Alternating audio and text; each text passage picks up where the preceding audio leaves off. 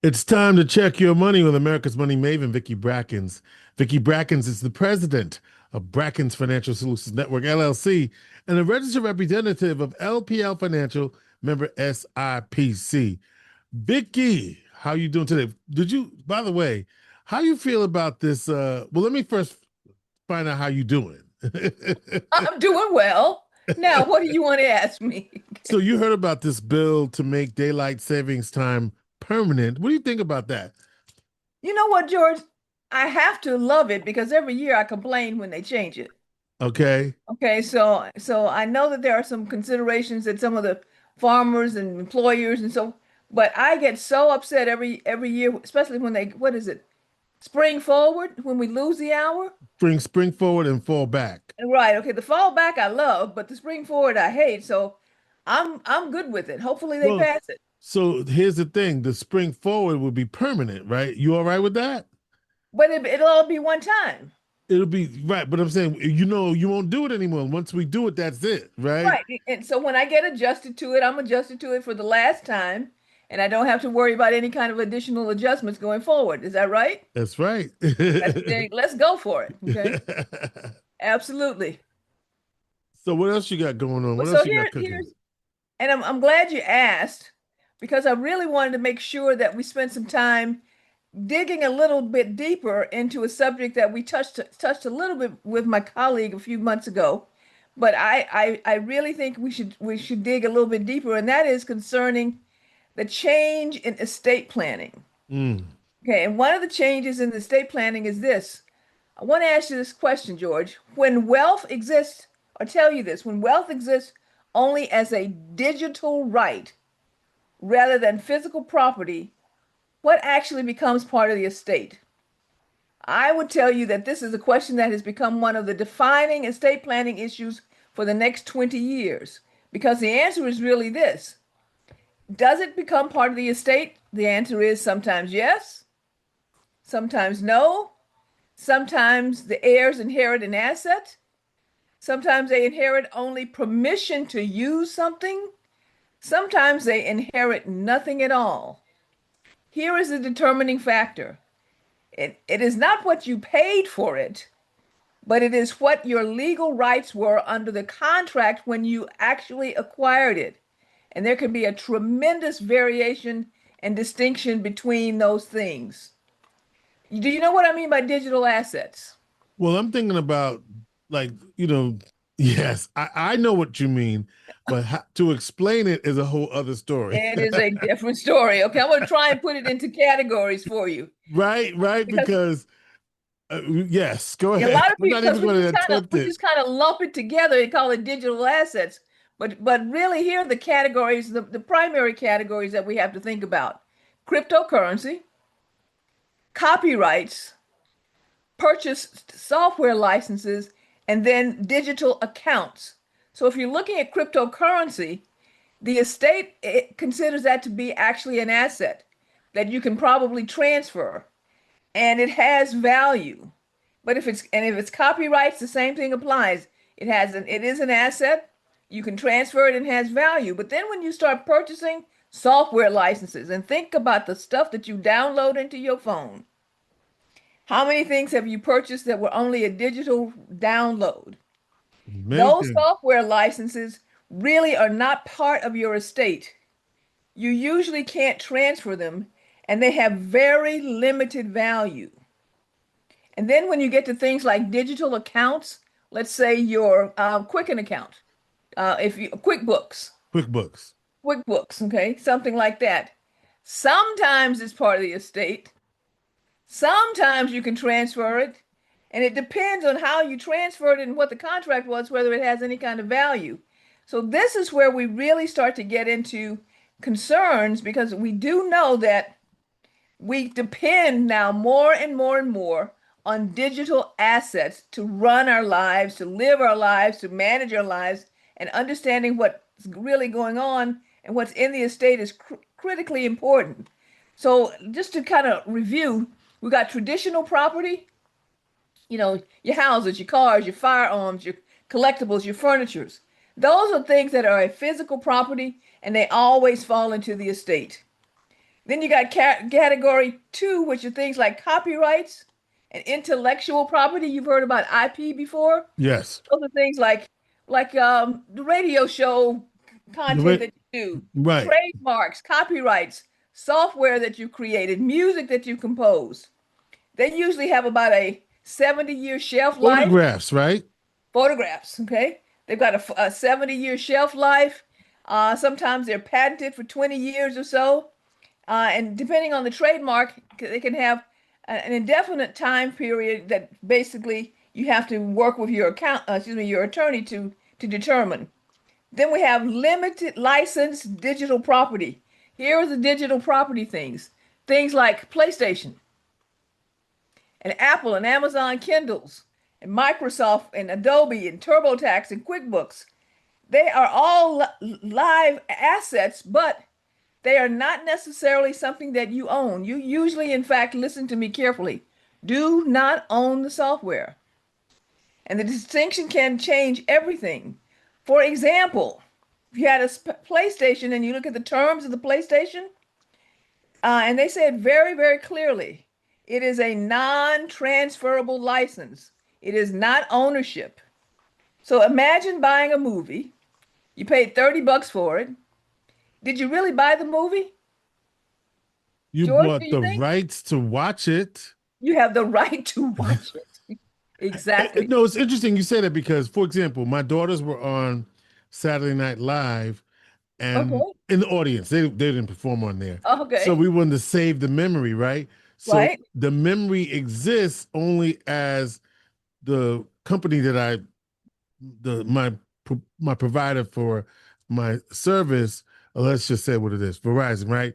Uh-huh. It exists in my portfolio as something that I purchased, but I don't own, and I only purchased that show, but I don't have a physical copy of it, right?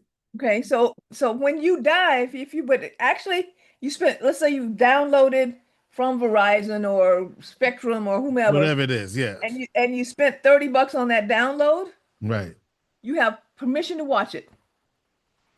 When you die, the executor will discover that you probably own nothing Mm, because the license ends with you. really? Yes. Okay.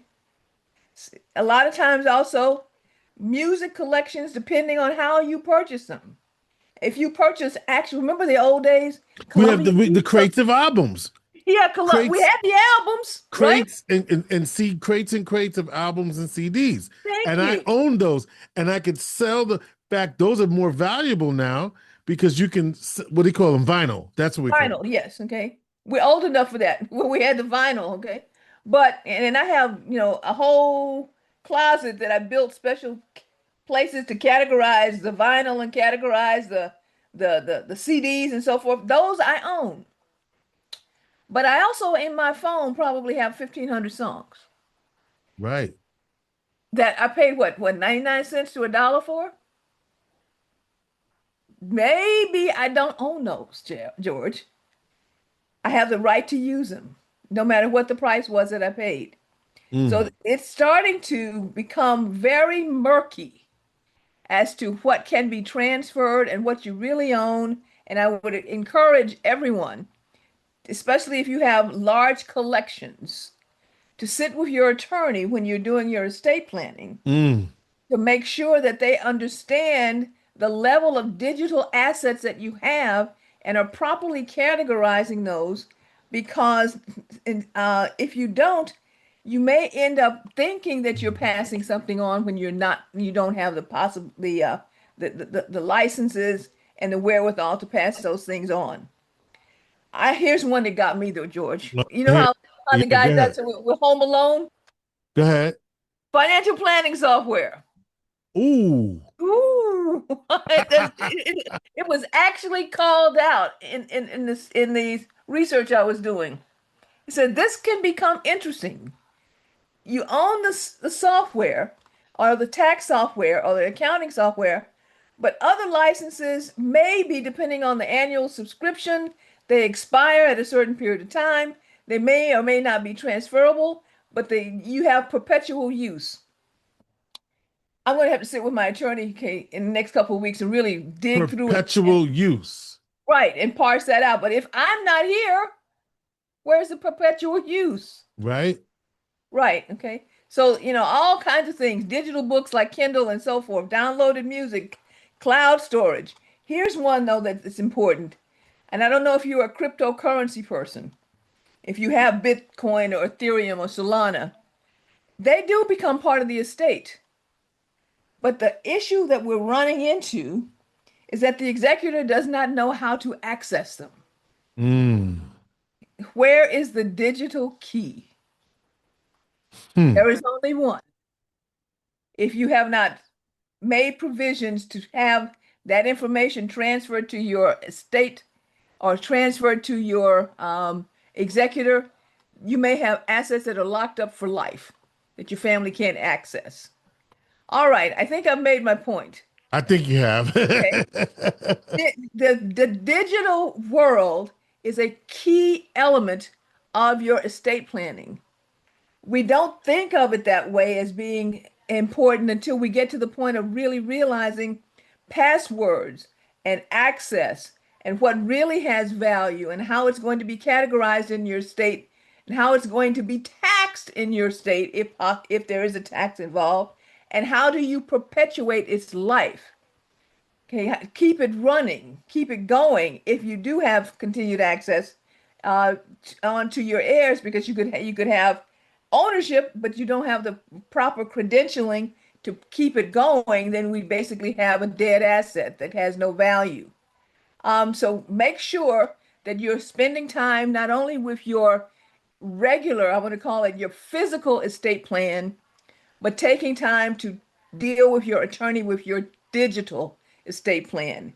They are both just as important. So it's a new category that we've added because one of the biggest misconceptions and reason people get really confused is that ownership with access, these are different, and access are different legal concepts. You may have access without ownership. You may own something without immediate access. Estate planning must account for both. If you have any questions, George.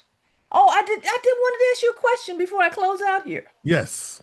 What were you doing last week? One of the biggest economic events that we have going on right now. Tell me about that. Well, you might have heard about this, but last week the Turning Stone evolution took another evolution. I never, You like that? You like how I did that, I right? did that. Okay. Okay. Our partners at Turning Stone uh, opened this past week. The Crescent Hotel officially opened it this week. It's part of their 400. It was a $400 million project. In addition to that, they opened a new raw seafood and raw bar restaurant called the Salt. And the Crescent is uh, scaling towards a luxury experience, right? Oh, okay. Okay, they're scaling to luxury experience. The Salt restaurant is the entire seventh floor of Wow. the Crescent Hotel, panoramic, breathtaking views of the Mm. Mohawk Valley. And the biggest thing, Vicky, is they have a partnership with Rome Health, and they have an on-site health center for guests as well as employees. So if you, not that you're going to go to Turner Center full, but if you fall down or whatever, they can take care of you right there. And they can also do some of the imaging and the x-rays. They can do some of those things on site. And what was also interesting is the motif, if you will. Eh, Okay. Let me eh, hear about that. okay, it's not your typical health center, right? So some of the design aesthetics are included within the design of the health center. It's really huge. I got a Okay. chance to meet uh, the physician on call, and it's really a state of the art facility. The employees will have a different access than the guests. So the employees will just sign in the back with a kiosk. They can, and then someone will come and get them. Mm. But the guests will come in through the front. They expect to have. It's not going to be 24 hours. I thought it was going to be 24 hours, but what the doctor said to me was that they're going to rely on the ERs in the area, but they will have sort of later hours and weekend Hmm. hours. There will be some evening hours, but not 24 hours because I assume, Okay. I the just, I just want to emphasize and tell me if I'm wrong.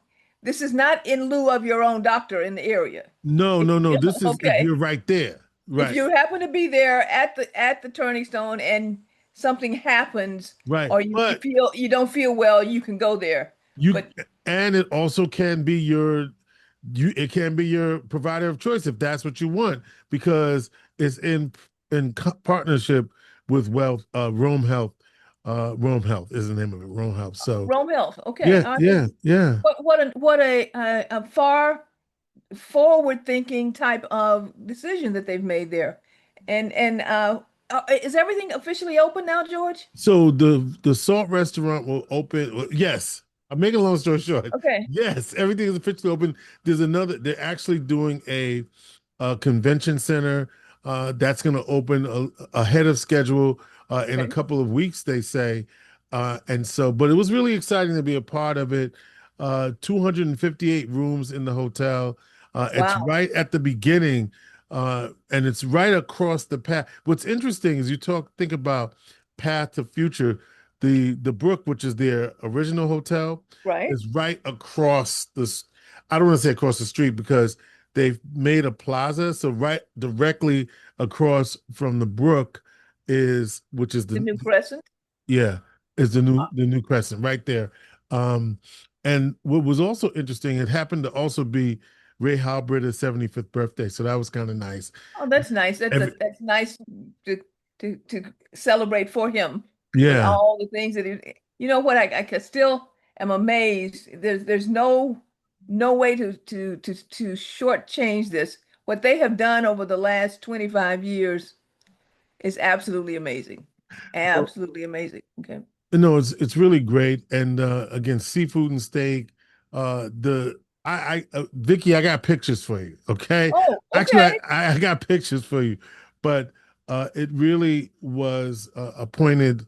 It's a game changer. It really is a game changer, and more to come because they're gonna have a convention expansion called the Grand Expo, and all of that is happening. So, really big day last week at the Turning Stone. I'm glad that you and I have the opportunity to chat about that because it really was a significant day.